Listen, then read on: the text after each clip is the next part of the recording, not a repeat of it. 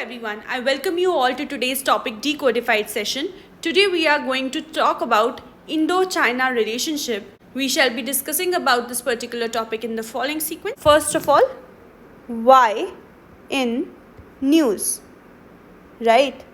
Thereafter, India-China border, then the chronology of India-China relationship, followed by the prelims and mains based practice question for you guys. But before that, I want you all to be informed about the Mains A 2022 program by Analyst IAS, wherein you can get help for polity, essay, public administration and ethics. Do check out the details given over here and apply soon to improve your scores in the upcoming mains examination and also to avail the early bird discount. Getting back to the topic, why in news? So China has planned another highway in aksaichin region, which is part of Ladakh, that China has illegally occupied. So let's talk about India-China relationship, taking the news as an opportunity for us. So India shares a total boundary of around 3,488 km with China. It is the second largest after Bangladesh. The Sino-Indian border is generally divided into three sectors, namely Western sector, Middle sector and Eastern sector. 5 states, namely Jammu and Kashmir, Himachal Pradesh, Uttrakhand, Sikkim and Arunachalpradesh, share the border with China. So look at this. This is the border Jammu and Kashmir is sharing with China, the red one. Then orange one is middle sector, Himachal Pradesh. The red one is of course Western sector. Then comes in the blue one, the Eastern sector for Sikkim and Arunachal Pradesh. Once again, Western sector goes to Jammu and Kashmir. Middle sector goes to Himachal Pradesh and Uttarakhand, and Eastern sector in blue goes to Sikkim and Arunachal Pradesh. These are the 5 states: J&K, Himachal, Uttarakhand, Sikkim and Arunachal Pradesh sharing borders with China. So let's talk about the Western sector first. In the Western sector, India shares about 2,152 km long border with China. It's between Jammu and Kashmir and Xinjiang province of China. In this sector, there is territorial dispute over aksaichin. Both countries went to war in 1962 over disputed territory of aksaichin itself. India claims it as part of Kashmir, while China claims it as part of Xinjiang. The dispute over aksaichin can be traced back to the failure of the British Empire to clearly demarcate a legal border between China and its Indian colony. During the time of British rule in India, 2 borders between India and China were proposed. These were Johnson Line and Mcdonald Line. The Johnson's Line proposed in 1865 shows aksaichin in Jammu and Kashmir, that is under India's control, whereas the Mcdonald Line proposed in 1893 places it under China's control. India considers Johnson Line as correct, rightful national border with China, while on the other hand, China considers Mcdonald Line as the correct border with India. At present, Line of Actual Control (LAC) is the line separating Indian areas of Jammu and Kashmir from aksaichin. It is concurrent with the Chinese aksaichin claim line. So, on this side of the border, we call it LAC, Line of Actual Control, while on the Chinese side of the border, they call it aksaichin claim line. Fine. Have a look at this. This is aksaichin. This is the area under Chinese occupation. This is the eastern end of the crown, and this is POK, the western end of the Indian crown. The crown we see in the Indian map, the somewhat crown shape that you can identify in the Indian map, the one extension of that crown is under Pakistan's occupation, and the other smaller extension of the crown is under the illegal occupation of China. That's how it is. Besides that, I want you all to carefully notice the other locations as well, because mapping is one of the areas UPSC likes to ask about, especially in such disputed territories. So let's move clockwise, and I want you all to have a look at each and every location carefully. This black one is LOC with Pakistan, Here is Zojila Pass. This is Kargil. This is Baltistan area. This boundary shows Baltistan area. Then there is POK. This is POK, Gilgit. So together this area is known as Gilgitbaltistan. Fine. Then above that there is Wakhan corridor, which is in Afghanistan.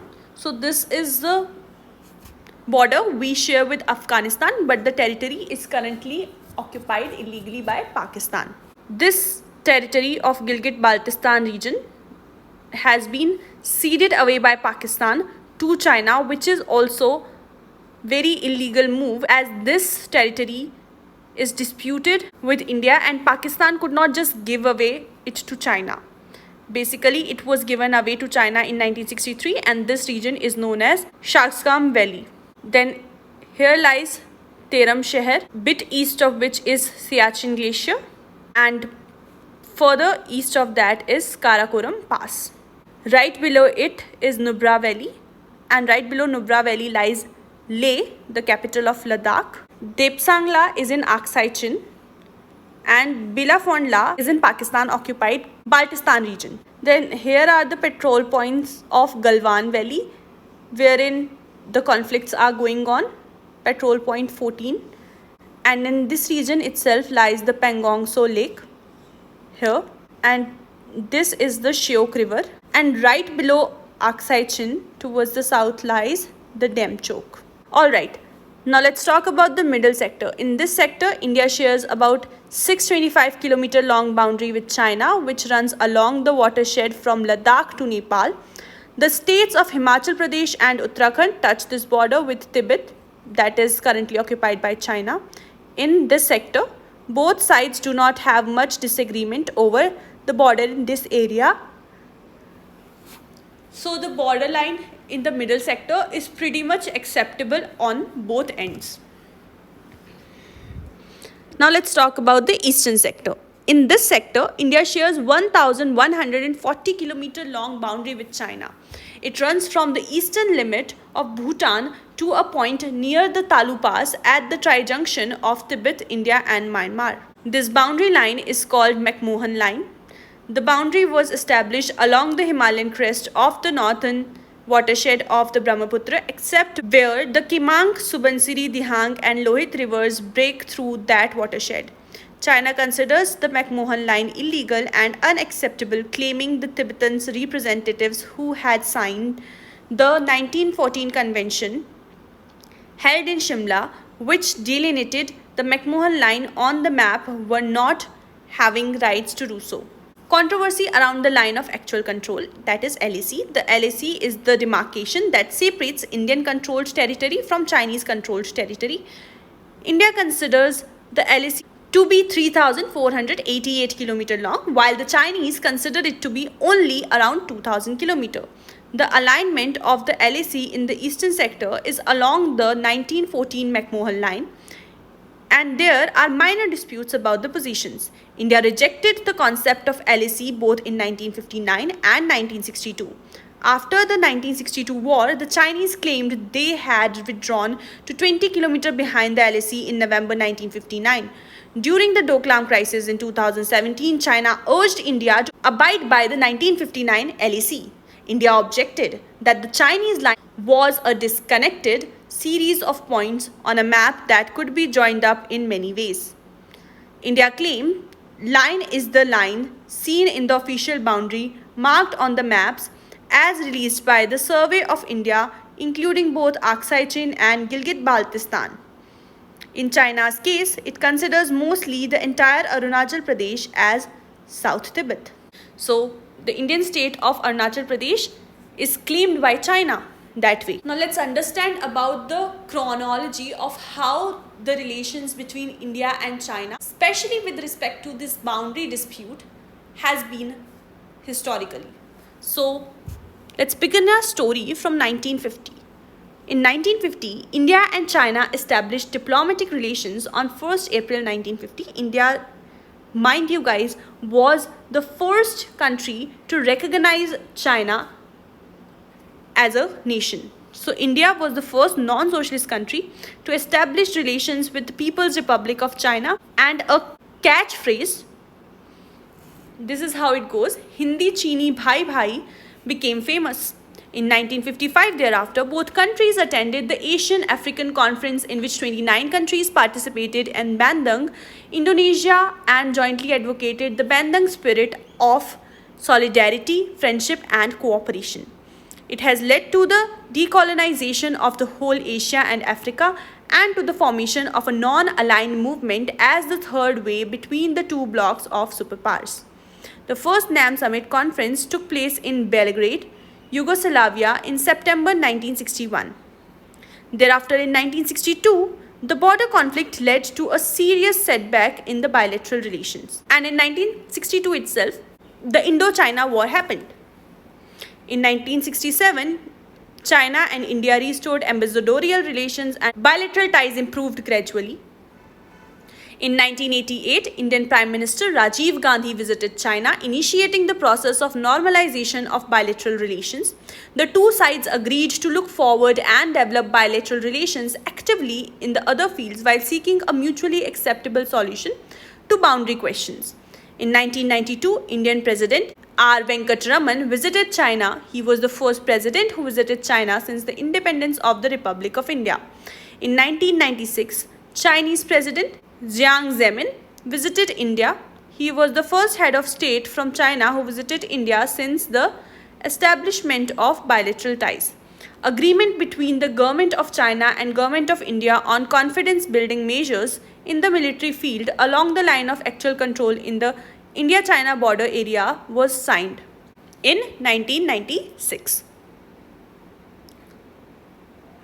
Thereafter, in the year 2000, Indian President K.N. Narayanan visited China on the occasion of 50th anniversary of establishment of diplomatic ties between India and China. In 2008, a shared vision for 21st century was agreed upon by the two governments. In 2010, the 60th anniversary of the establishment of diplomatic ties between India and China was there. In December, the two countries issued a joint communique. In 2011, it was China-India exchange year. Both sides held a series of people-to-people and cultural exchange activities. Both of them signed a memorandum of joint compilation for the Encyclopedia of India-China Cultural Contexts. In 2012, thereafter, it was the year of China-India friendship and cooperation. The head of the governments met each other on the sideline of the 4th BRICS Summit and the United Nations Conference on Sustainable Development. In 2015, the two sides met on the sidelines of 7th BRICS Summit in Ufa, Russia, and the leaders' meetings on the East Asia Cooperation in Malaysia as well. China decided to open the Nathu La Pass in Sikkim to Indian official pilgrims to Xijinping. India celebrated the India Tourism Year in China. In 2018, Chinese President held an informal meeting with the Indian Prime Minister in Wuhan, which set up a new model of exchanges between the two leaders. Indian Prime Minister visited China to attend the Shanghai Cooperation Organization Summit in Qingdao. The two leaders met again on the sidelines of 10th BRICS Summit and the G20 Summit in Buenos Aires. In 2019, the second informal meeting was held in Mamallapuram, Chennai, which reaffirmed the Wuhan Consensus. Both nations agreed to build a closer partnership for development, enhance the in-depth strategic communication, promote mutually beneficial cooperation in various fields, and advance exchanges and mutual learnings between the two civilizations. Both sides met on the sidelines of the Shanghai Cooperation Organization Summit in Bishkek and the 11th BRICS Summit also in 2019. In 2020, it marks the year of 70th anniversary of establishment of diplomatic relations between China and India. It is also China-India Year of Cultural and People-to-People Exchanges, where the two sides agreed to hold 70 celebratory activities to demonstrate the historic connection between the two civilizations as well as their growing bilateral relationship. So this was India and China from 1950 to 2020, 70 years of diplomatic ties, or howsoever it has been between India and China for 70 years so far. So apart from boundary disputes and all these things, of course there are cultural relations between India and China. Let's try and understand about those cultural relations. So India and China shared deep cultural norms primarily through Buddhism, which shaped both societies. India's famous Nobel laureate Rabindranath Tagore took a leading role in the cultural exchange between India and China in modern times. Chinese philosopher Hu Shi once said that India conquered China culturally for 20 centuries without ever sending a soldier across its border, which symbolizes the rich history of cultural ties between the two civilizations. India and China have agreed on the co-production of movies. China was one of the co-sponsors of UN resolution designating June 21 as the International Day of Yoga. The two countries have established pairs of sister cities and provinces, example, the Fujian province, Tamil Nadu state, Quanzhou city and Chennai city. Now let's talk about the economic ties between India and China. China forms an integral part of the global supply chain, and India too is heavily dependent on Chinese imports. India-China trade went up to over $67 billion in the first half of 2022 itself. In 2019, the trade volume between China and India was $92.68 billion. China accounted for over 5% of India's total exports in the financial year of 2019-20 and more than 14% of imports. Both countries enjoy huge potential and broad economic and trade cooperation prospects. The Silk Road was a major trade route between India and China during the ancient times. China was involved in the opium trade with the East India Company, which exported opium grown in India. China expressed its intention to establish 2 industrial parks in India, enhancing Chinese investment in India. Trade and economic relationships are shaped through various dialogue mechanisms such as joint economic group meetings and strategic economic dialogues between Vice Chairman of Niti Aayog and Chairman of National Development and Reform Commission of China. So this is how the economic aspect of the ties between India and China has been going on and growing on. India-China technological relations. So India and China have held joint research workshops on science and technology innovation. India and China have enabled each other's rise as emerging technology powerhouses, and Chinese tech giants have invested billions of dollars into India's big startup ecosystem. China's smartphone makers dominate the country's market. Indian companies have set up IT corridors in China. With its technological edge in electric vehicles and lithium batteries, China could make and sell more electric cars in India than any other manufacturer shortly. Huawei's R&D center in Bengaluru is the largest in the world. Chinese manufacturer Haier has plants in Pune and Noida. Chinese smartphone maker Oppo has its 110-acre super factory in Noida, employing 10,000 Indians, whereas Shanghai tops the total investment from India and is home to IT majors, including TCS, Infosys, and NIIT. Zhejiang and Jiangsu are home to manufacturing units, including Dr. Reddy's Laboratories, Mahindra and Mahindra, Lakshmi Machine Works, Tata Jaguar Land Rover, and Sundaram Fasteners. So clearly you would have discovered that India-China relations are far more than you were aware about so far. A lot of new information you must have got through this session. Now I shall be taking you towards the prelims practice question. Which of the following Indian state does not share a border with China? Your options are A. Sikkim, B. Assam, C. Himachal Pradesh, and D. Uttarakhand. You need to put the correct option as your answer in the comment box below. Please do remember, Indian state that does not share a border with China. Now let's look at the mains practice question. For the current Chinese leadership, the 21st century is destined to be China's alone. Where does this leave India? Evaluate. You need to answer this particular question in 250 words. This is it for today. I shall see you again tomorrow. Till then, take care and stay tuned. Thank you so much for joining in.